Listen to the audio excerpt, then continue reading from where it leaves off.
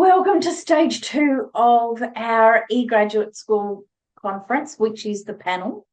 And I would like to welcome Dr. Priscilla Wehi from the University of Otago in Aotearoa, New Zealand. Priscilla is an ecologist whose research, grounded in Māori worldviews, examines Antarctica and governance through an Indigenous lens, bringing ecology, culture, and policy.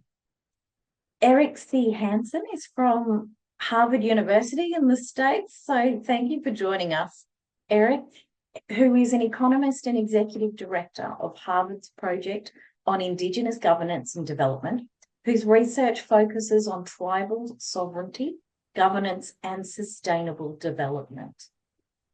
Welcome also to Dr. Constance Khupe from the University of the Witwatersrand in South Africa, a scholar of decolonial methodologies and Indigenous knowledge systems in science education, who's advancing our community-centred and inclusive approaches to research and teaching.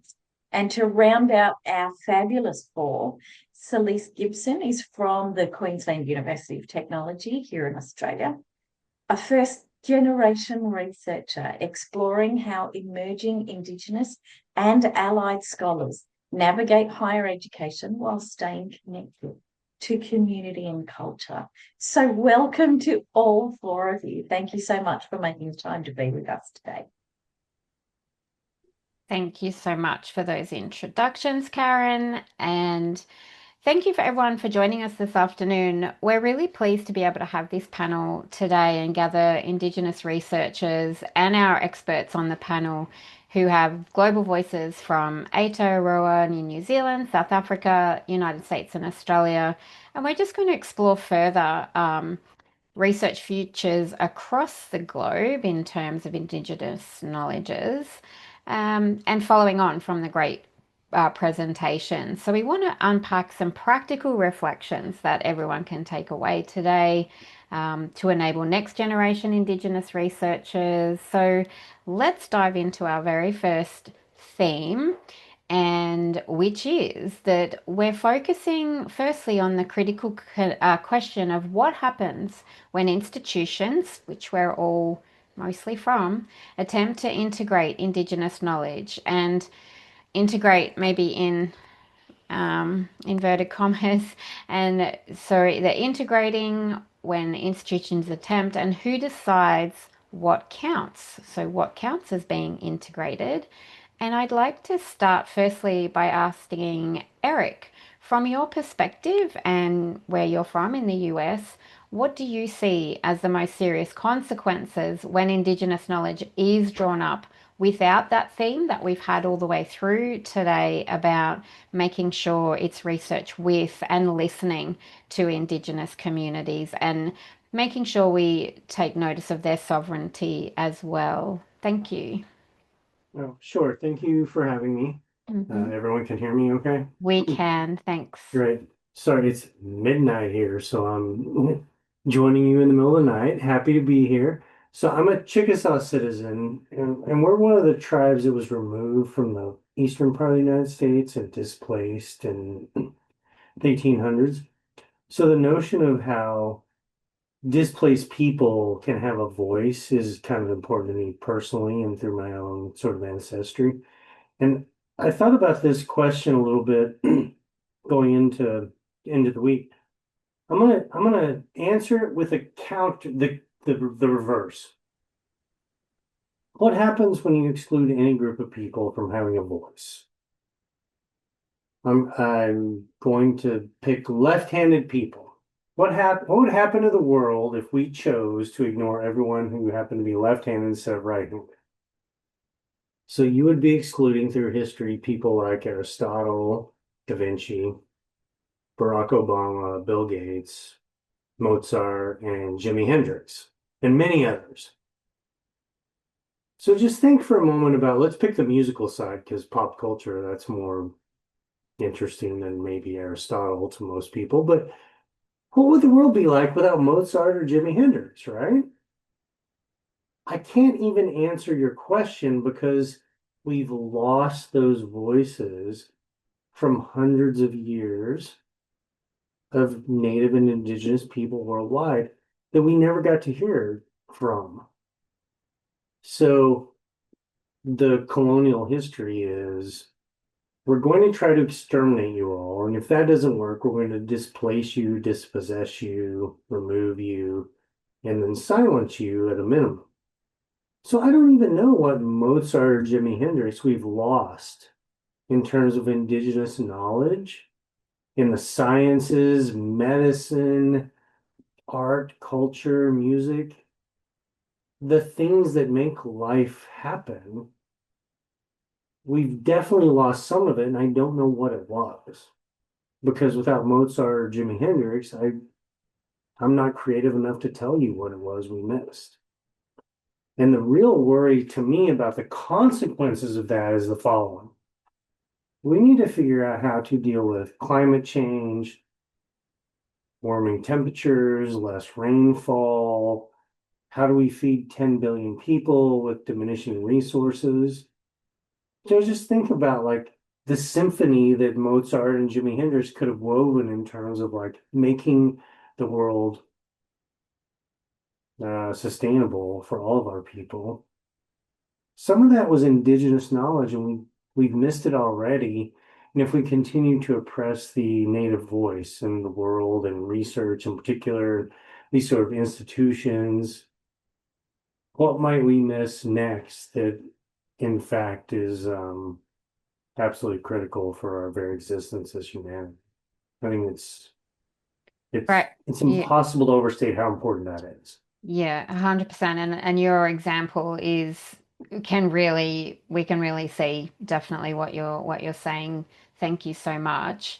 Constance, I'm going to come to you because you bring an education perspective, and continuing on from what Eric has said about the importance of displaced people's voices, that are not heard or listened to, where does that tend to emerge within education from your perspective? And welcome, Constance. Thank you so much, Kerry. I hope you can hear me. We can. My voice is still cracky because I have not spoken to anyone yet, but thank you for having me. This is a very important conversation. In terms of education and from what we see in Southern Africa, I would just maybe begin from the idea that colonial knowledge is deeply seated.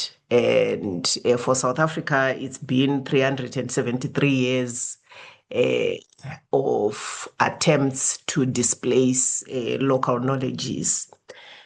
And education over all those centuries is one of the major tools that has been used to create a completely different mindset for local people, and to replace what forms of education were there within communities,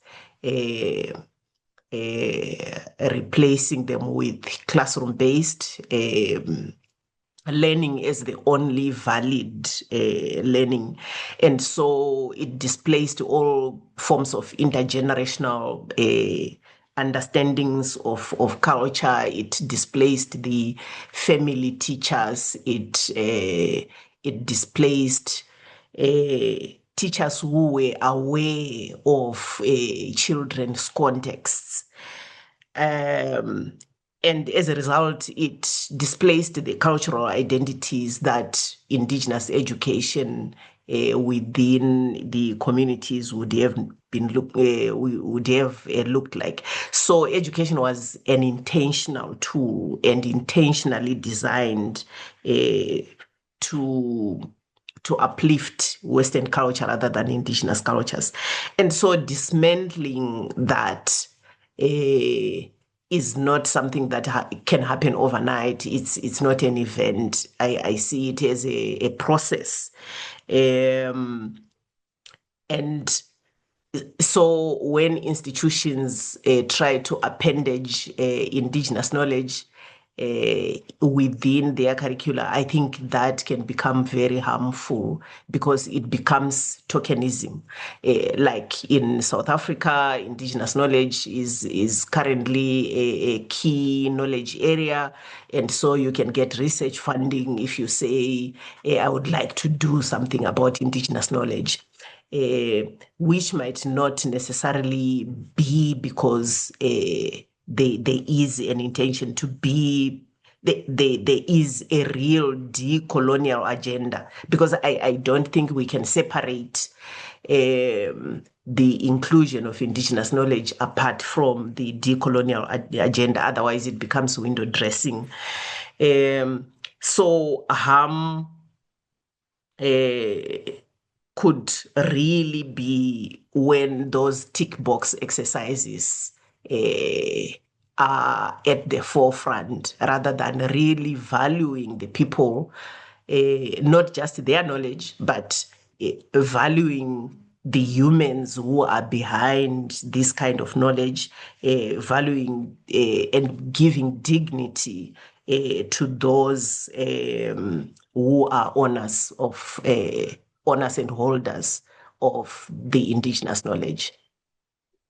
Right, yeah, 100%. Thank you so much for that perspective. And exactly as you have highlighted for us, I will bring Celise and Priscilla in. And just continuing on from the really important points that Constance has made around the education in classrooms intentionally being used to replace Indigenous knowledge, and the challenge of dismantling that process and making sure that the embedding of knowledge, which is happening at QUT, and we've doing a lot of work around that, but how do we avoid that tokenism and the ticking of the boxes? And to bring Celise and Priscilla in, because you're both at different ends of the research journey. Celise completing your PhD, and Priscilla, you're an associate professor at the University of Otago. So what do you each think it's going to take to achieve what Constance is really asking us to do? Priscilla, would you like to go first? Sure. And just to start by greeting everybody online and also my fellow panelists. It's beautiful to be here with you. So kia ora tātou. And I'm just coming in from Aotearoa, New Zealand, and also acknowledging all the teams that I work with in the communities. So I'm just one person here, and I'll just give you some of my views, but obviously all of the people that we work with will have their own views as well. And I think for me, one of the most important thing is the relationship and having long relationships. So if we're thinking about an institution, at my institution at the University of Otago, there are relationships between the top people at the university and the chiefs or the rangatira of local communities, because that is a very appropriate relationship to support. Some of the other speakers in the conference have talked about how we bring different knowledge streams, and we acknowledge all that they bring from an equity lens. So that kind of institutional partnership between universities or polytechs or whoever our institution is with the leadership of communities is important. But when I, as a researcher, also might be interested in working with communities, I'm committing to a long-term relationship. And what that means is I'm not going to go along and ask research questions and say, hey, do you want to help me with my thing? It's going to be me going along saying, first of all, let's sit down together, let's get to know each other, and find out if we've got any things in common, any issues of concern that we're both really concerned about and we would like to work together on. And it means I'm not turning up to do my research, I'm turning up for the important things that happen in a community over a long period of time. It means I might end up getting to know all the kids in the community. It might be that I'm baking to take to some of the aunties that are not well that I've gotten to know. It means all sorts of things, not just the bit of research that we together are interested in. And so it's the relationship that's important. And then, of course, there's the thing about how we do the research together, and that might look quite different. It might not be located within the university walls. It might be that we're walking together out on country, or it might be that we do something which is what we call wānanga here, which is a particular cultural process of discussion together. So there's a shift of power from the university to the community, and I think that that shift is a really important one if we're to work ethically with communities. Thank you so much. That also resonates with some of what as you said, our other presenters have talked about, the importance of relationships. And again, our theme of listening and building the relationships first is something that I think all of our presenters who are researching have also been doing, which is a fantastic thing for the future. I can bring you in now, Celise. What are your thoughts? Yeah, perfect. Thank you. Mm. Before I get started, I'd like to just acknowledge the unceded sovereignty of the lands that I live on and privileged to work on, and where I'm presenting from today, so the lands of the Turrbal and Yagara peoples. And I'd also like to acknowledge my elders and quickly introduce myself mob ways, especially for all the Aboriginal mob in the room with us today. So my name is Celise Gibson. I'm a proud Wodjikan woman of the Batchamal language group. I'm the great-granddaughter of Margaret Maggie Rivers, the granddaughter of Lorna Nee Rivers, and my great-grandmother Maggie was instrumental in the Kembe land claim and fought tirelessly, not just for my mob, our mob, but also for a lot of black fellas from the territory to have access to their countries, their lands. And I'm also very lucky and grateful to her and her sisters, Auntie Kitty Moffat and Auntie Rosie Cabillo, who fought really hard for us to have access to some of our country in the form of Bulgol today. So just touching on a lot of what everybody's been talking about today, but also what Priscilla was just talking about with relationships and being relational, this notion of being relational, but also the idea of being genuinely reciprocal is interesting, because I think in Aboriginal culture and Australian Aboriginal context, and in a lot of Indigenous contexts from what I've been hearing today, most of what we do as Aboriginal people is driven from a place of being reciprocal from the outset. So we're relational as a being, as a people. It's not an optional extra for us. So it's not an option for me whether or not I choose to be relational. It just is. So the example that I gave above, where I talked about my great-grandmother and my aunties and the work that they did on the Kembe land claim to help not just our mob, but also other people from the territory, other mob from the territory. That is a story that resonates with me in terms of thinking about this idea of being genuinely reciprocal, because they told stories at inquests about what they knew or what they'd heard from their communities that surrounded them in order to support and help their land claims as well. So I think in terms of, in general, we are reciprocal. If we think about research, and I think about my PhD that I'm in the middle of at the moment, it's not, my PhD is about sovereignty and about the ways in which Aboriginal artists and my own art practice is a demonstration of inherent sovereignty being an Aboriginal woman. So I think the question is more about, like, the project itself is reciprocal. I will give back to my community. In a white or Western context, people generally think about that as an addition. Maybe broadly, they don't think about it as entering and the reason for entering the research, whereas I think a lot of Aboriginal people try to find ways to make the research relate to their community from the outset. Yeah, that's a great point. Again, thank you so much for sharing your experiences so far. I'm sure we'll hear more about your PhD and your research. So, all of you have been speaking about the importance of relationships and also the idea that as I said, we've saw in a lot of the presentations that the research is usually not undertaken in a way that's traditional to the academy.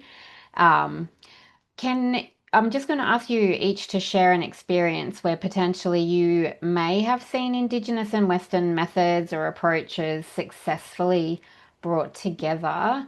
Priscilla, from your ecological research angle, have you been able to bring these together in a way that worked, or was it a case of you didn't want to compromise, and potentially you weren't able to successfully bring Western and Indigenous together? We juggle this all the time, and I think it's absolutely possible, but it requires willingness and it requires openness. Mm-hmm.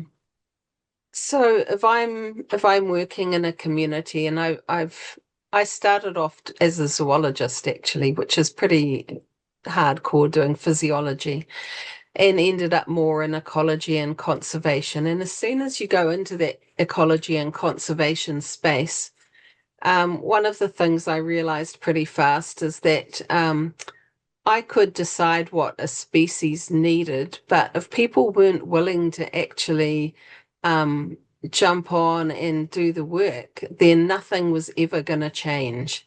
So species were not going to be protected, or ecosystems were not going to be protected. So in other words, it's conservation is really about community and community working together. And if we talk about relationality, it's also about people seeing themselves as part of the world around them, part of nature. There are relationships there that need to be acknowledged.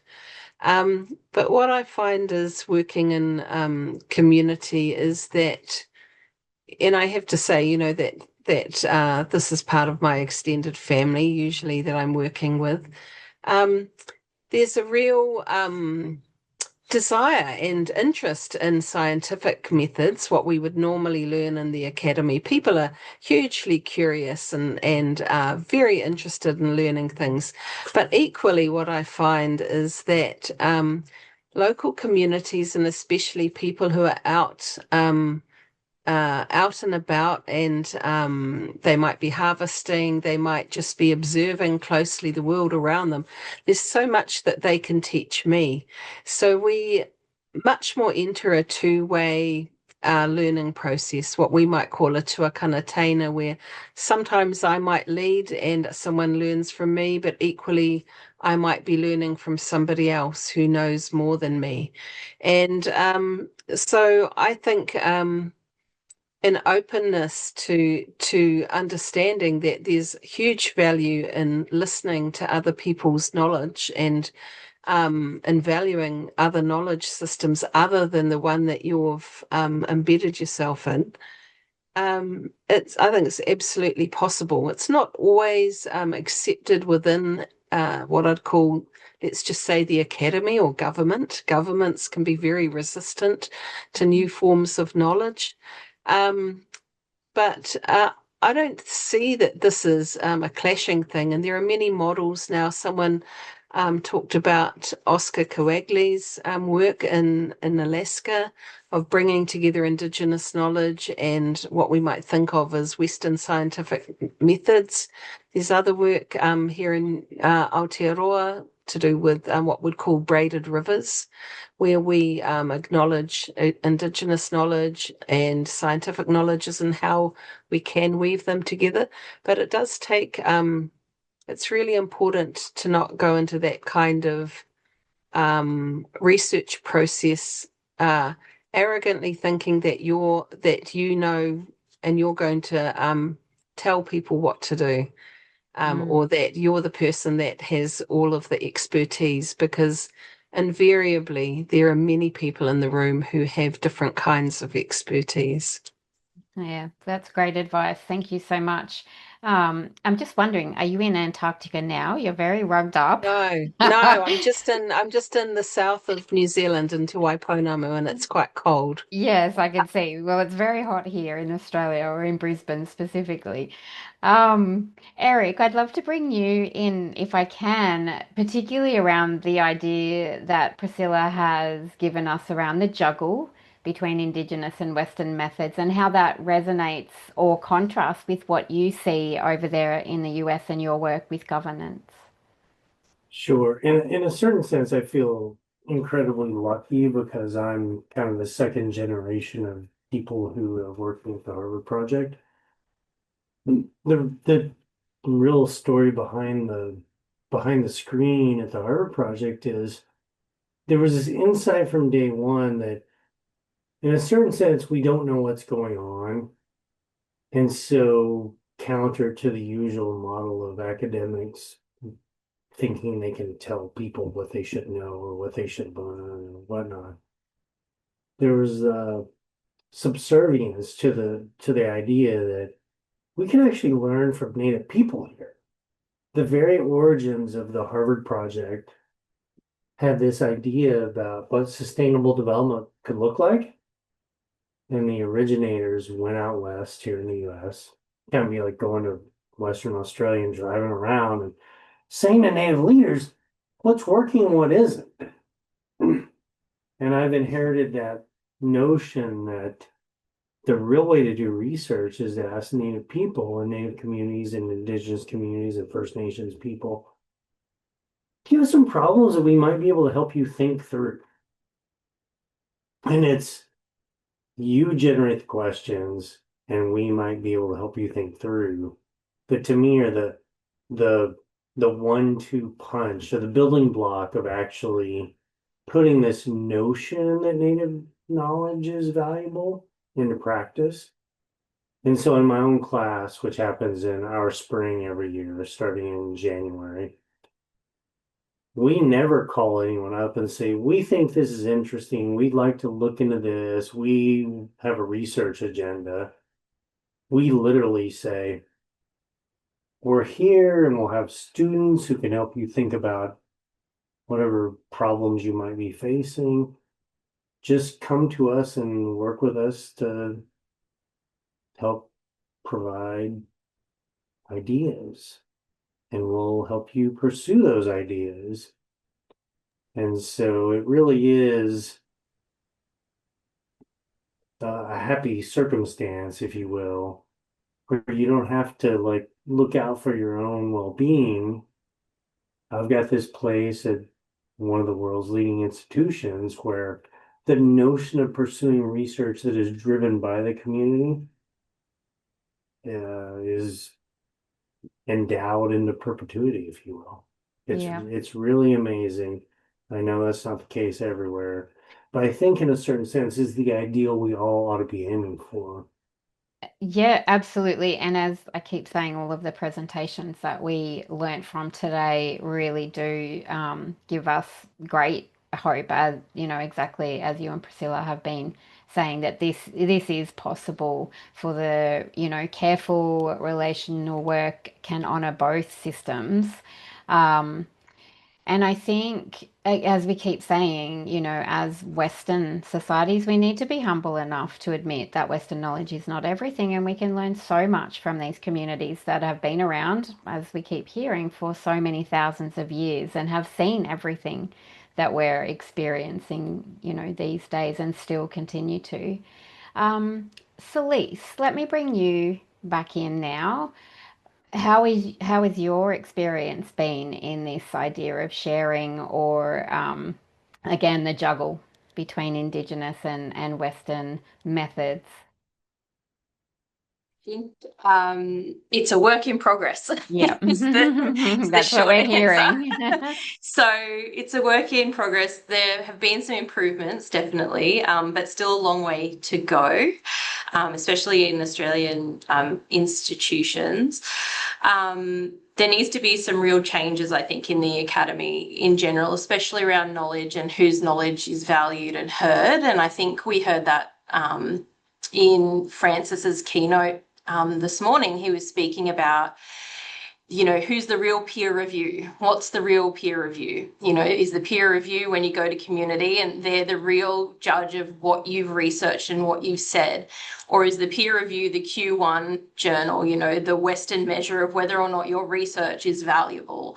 And I think that in itself just shows the huge difference culturally, those two elements. The university is so keyed into or tied into this idea of solitary reward, and a lot of Indigenous projects maybe don't fit within those regular metrics or push back against those ideas of success. So I think it's kind of also a bit of a question about what do we deem as being valuable, who sees it as valuable, who benefits from these projects, and why does the institution value things like that? So I think it's also about encouraging, or some of the work that I have been doing with Indigenous and and a lot of non-Indigenous staff, trying to bring them along on the journey of embedding Indigenous knowledges into their curriculum.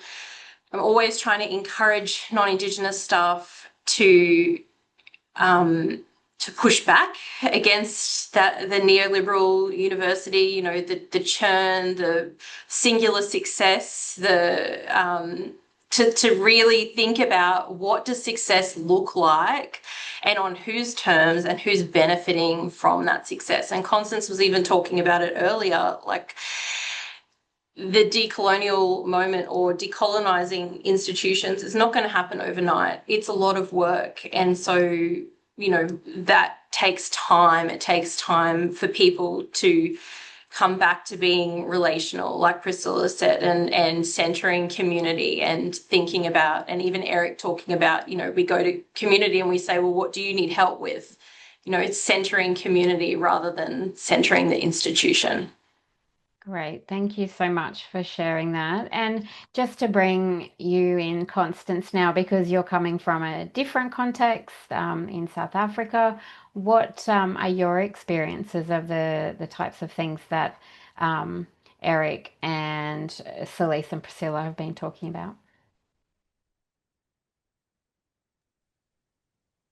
Thank you.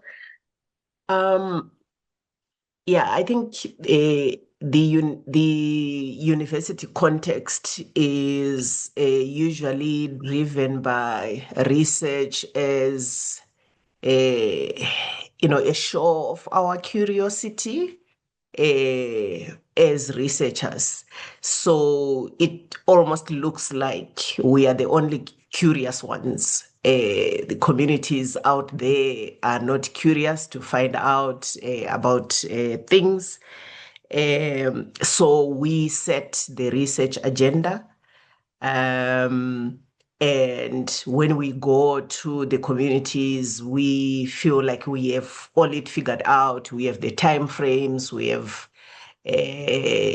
we know what has to be done.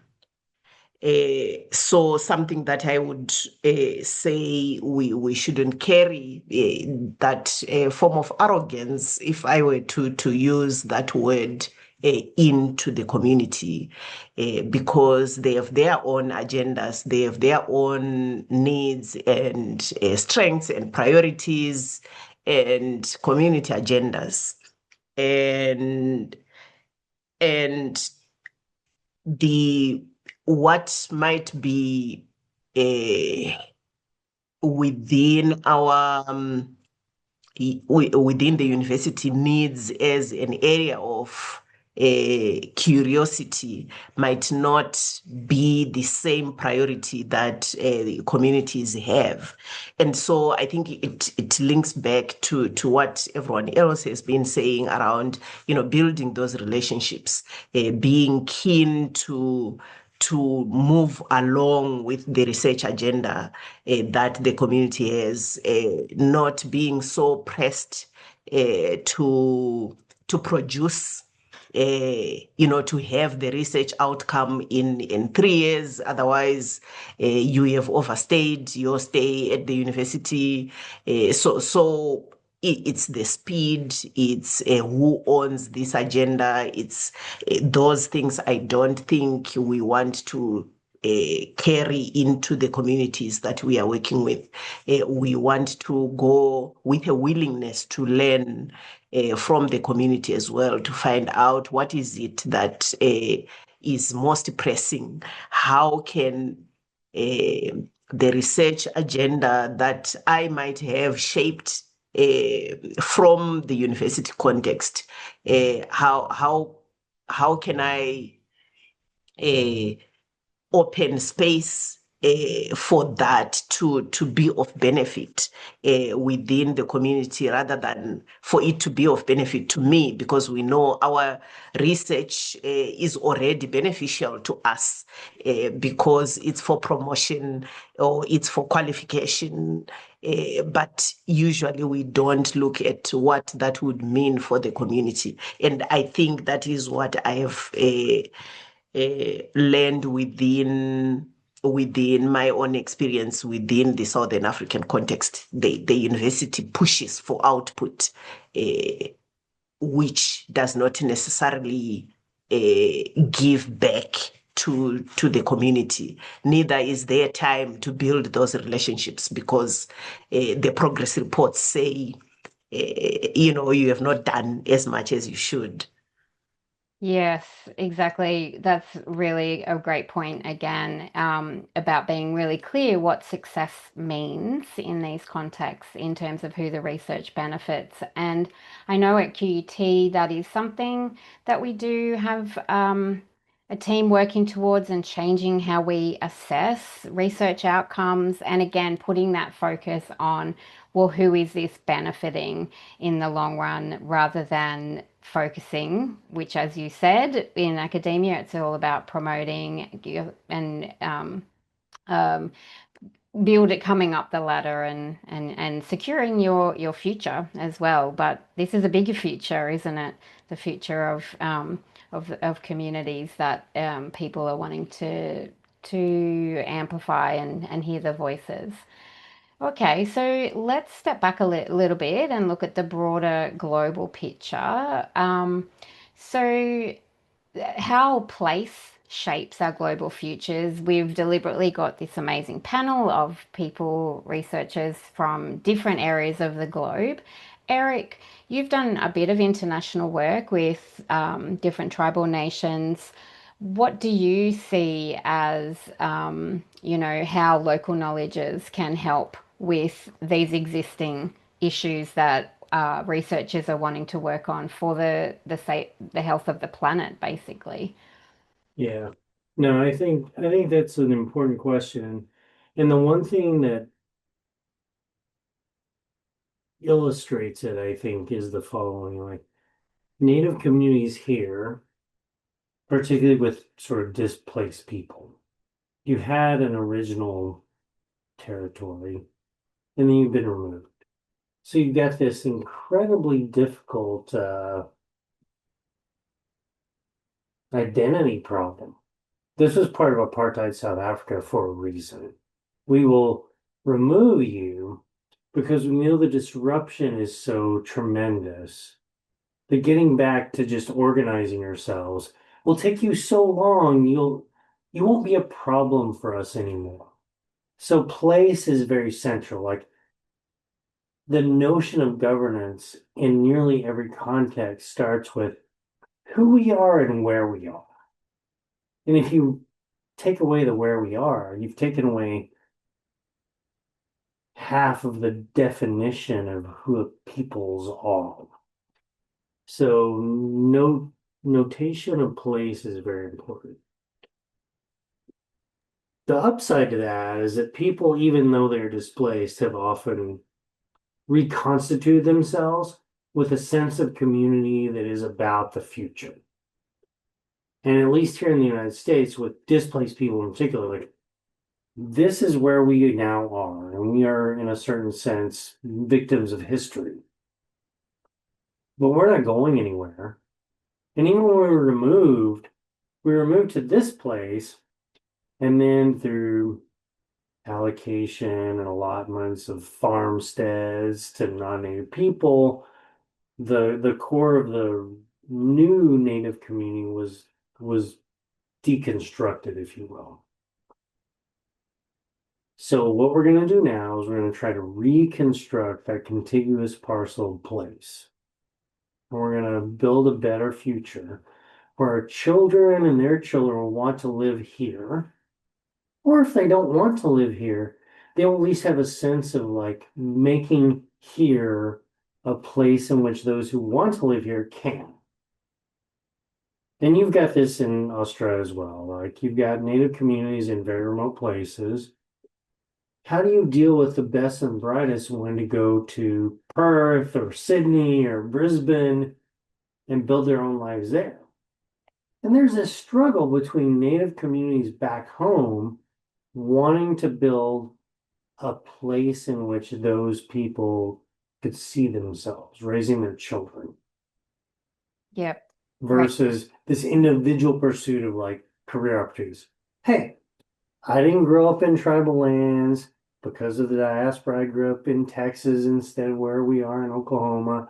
I don't live in Boston. I'm the poster child for fairly, smart person going off to different opportunities. But my own tribal community realizes that it's going to take 100 different approaches to building the kind of community we want. And there's a place for someone like me to provide an active role in that. Mm-hmm. More than 30 years ago, the governor of our tribe, we call him the governor, the elected official, he said, hey, it doesn't matter where you live. Do you care about what's happening here? Will you vote in our elections? Will you devote your energies to what matters to all of us? If you can say yes to that, there's a lot of, and my classes also are like mostly non-native students. We're at Harvard, right? This thing in the student body. But you know what my mission is in life? To convince non-native people who are going to rise to positions of prominence in many walks of life to care about all of us. If I can do that, I will have done my little part to make the world better for Indigenous people everywhere, including the most remote communities in Australia. Yep, absolutely. And again, a really great point about young people. Constance, you're in Africa, as we keep on saying. What about the young people where you are? What are you encountering there around place and, how we can utilize Indigenous knowledges to help young people to become part of their community or at least stay in their communities if that's what they so choose.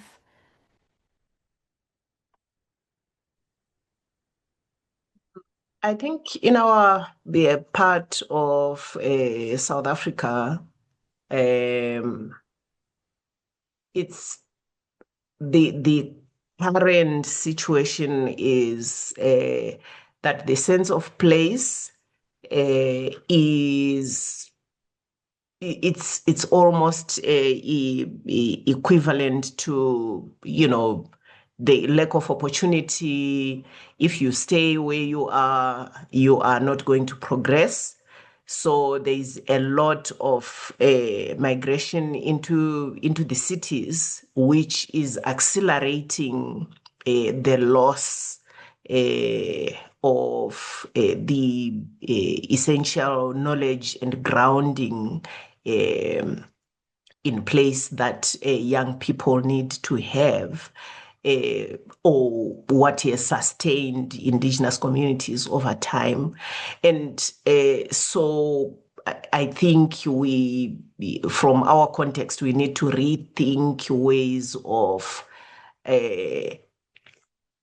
and it's not also something that can be an individual kind of project or an isolated project.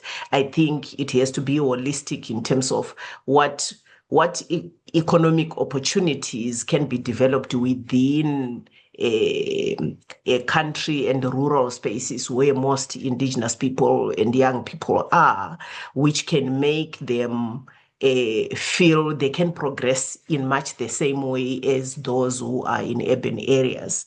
And so we are at a space where I think Indigenous is being equated almost to lack of opportunity. And I don't think that is the direction that we would like to go. Okay, great. Thank you. I think that, again, really important points that are resonating again, and is about listening and working out what the communities and the young people in those communities may want. Celise, you're at QT and talking to and listening to a lot of emerging Indigenous and allied HDR researchers. How are you finding their experiences that they're recounting to you about navigating universities? Yeah, good question. I think that, well, I've been hearing a lot of amazing, deadly Indigenous, Aboriginal and Torres Strait Islander academics, and I'm fortunate enough that my PhD is supported by Karumba Institute, our Indigenous Research Institute here at QUT. So that affords me an opportunity to be able to listen and learn from lots of amazing senior Indigenous academics that we have here at QUT as well. I think, I don't know. Ask me the second part again.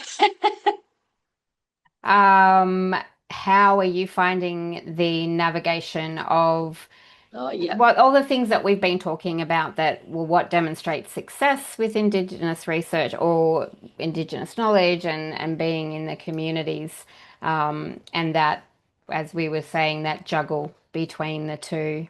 I think that there are a lot of invisible barriers, and I've been hearing it a lot sort of today with other Indigenous scholars talking about, do we push back in our writing? Frances talking about, like, do I write it in my own native language? And I come across those things as well, and I hear that echoed a lot in our institution and a lot globally as well from other Indigenous academics around, well, how, I guess it comes down to, how do I really honour my people? How do I really honour my community? And how do I do that in a way that is also somewhat compliant to the institution that we are trying to get on board with what we're doing to help better our community? So it's sort of like part of the work too becomes these barriers that are invisible depending on who you have on your team. And I'm very fortunate with my supervisors. But I know that other people maybe are not as fortunate with their supervisors or have to do a lot of work to bring their supervisory team along. So there's a lot of, as an Indigenous academic, there's a lot of, in a PhD space, there's a lot of educative work that usually takes away from the actual research. You have to engage in unpacking why it's a barrier and how you might overcome the barrier, and get creative or find a workaround that maybe doesn't exist already within the institution, and then explain to people in the institution who are meant to support Indigenous students why we need this sort of support and how to do this support. So it becomes really difficult because as the student, you're both the student, but you become the educator as well, in a sense. And I think I've heard that echoed a lot with other academics today, but also other people on this journey that are Indigenous. It is quite a balance, definitely, and thank you for highlighting that. Priscilla, I just want to bring you in now because you've had a little bit more experience, I suppose. Are you seeing a breaking down of these invisible barriers? at all in your experiences, particularly within science?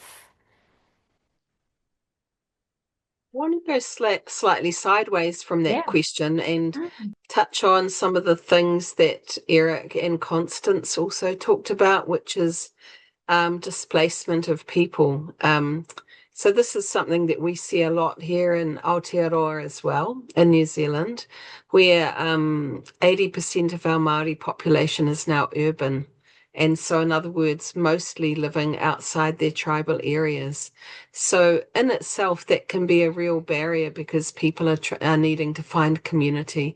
And we see that a lot with our students as well, that they may be in a very different part of the country from where they grew up, and quite a long way from their sort of original communities. And so I've had an amazing PhD student, Erina Walker, who has been looking at what we call urban kaitiakitanga, which is how essentially at the heart of this work is how can you be Māori in a place that is not yours? How do you do that? How can you enact your responsibilities to the land in a place that is not yours?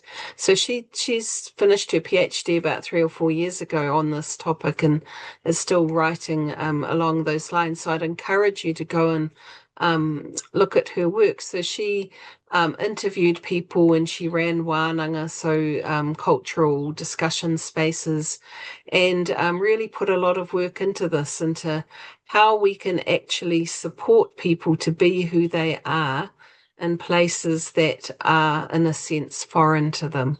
And I think community comes through as one of the really great things, that when we support each other, when we pass knowledge intergenerationally, you know, from elders through to younger people, when we have those relationships, that it is possible to do those things, but it can be really difficult for people not to lose sight of who they can be. And yeah, so it's a challenge, but it's also about recognizing that there is an issue there, and then thinking laterally about the ways that we can come together and solve those kinds of issues. So I'm a real believer in the power of the collective.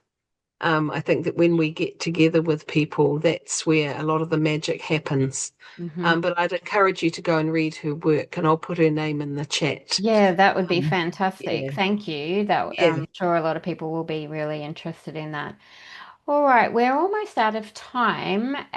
We're just going to finish up to basically see if you can give us some more of your wisdom around, you know, the care required for Indigenous knowledges to be more part of the way researchers are undertaking everything they do.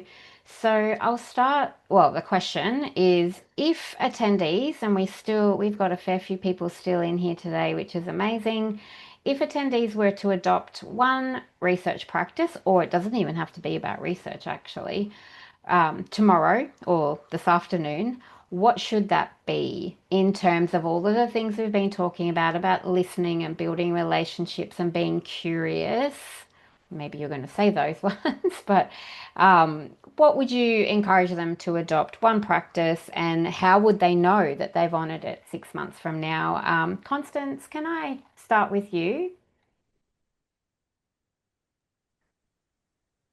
I think among the very important practices that you know, we would continue to encourage adoption, one is thinking of what benefits the community would get from what we are doing.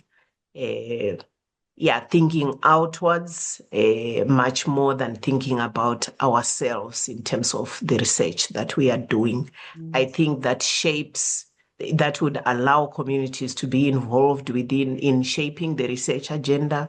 It would ensure that our agenda is of benefit to the community, and even in terms of education as well. education that is community involvement is more beneficial than an education that looks like an island that is not of use to the local community. I think briefly that's what I would say. That's great. Thank you. And I think that that would go for any researchers out there, no matter who your research population is, to begin your journey by thinking, okay, with the outcomes, how will they benefit my research population? Thank you so much, Constance. Eric, let me bring you in. What's one practice that you would like us all to begin doing? Sure. I had a student this past semester, Native Hawaiian man, just brilliant. And we did a podcast together, and he said, one thing to keep in mind is that when you put something out there, you spend your time, you craft something, you put it out there for the world to consume. That implies an obligation also to nurture and to follow. You've now created something that you owe something to the community. It was intended to benefit some benefit. And I thought that was so profound and lovely. Like, hey, if someone needs me to follow up on this for the rest of my life, I've now committed myself to this. Yep. It's this subversion of your own agenda to grander things. Yep. I'm here for 80 years and then I'm gone. But hopefully some little things I do actually benefit people for much longer than that. And my own place in the academy or in my professional settings is fundamentally not really that important. That's going to fade so quickly. But you've got communities in Australia, for example, that are 60 plus thousand years. Your own drop in the bucket of time, if you can take advantage of it to like make a difference for the next 60 plus thousand years, how empowering is that? Yeah. More than your next sort of faculty review potential. That's it. Again, great advice. Thank you so much. Priscilla? Kia ora, and I'm glad you said me because I think it's really wonderful if Celise, who's on country, finishes. So I'm just going to add my 10 cents worth in here. I would say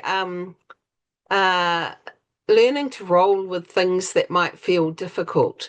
So, when you're working with Indigenous communities, you might find yourself on a different time scale within processes that are really different in spaces that feel different. And I'll give you one example. I was traveling with a new PhD student of mine who comes from the north of the country, and he was doing paleo cores, actually, so digging cores and sediment cores in lakes, because he's really into environmental history. And we rolled up to Northland, which is a long way from where I live, and he said, we just need to go and see a couple of the elders. And so there was me and a couple of others in the team. We said, oh, yeah, okay. We're sitting in the car messaging, and then I said to them, check with him, is there a process? And he goes, no process. There's just a few of them. And of course we got there, and there was like, at least 15 people. Everybody was rolling up. Next thing, we're in the middle of a formal process.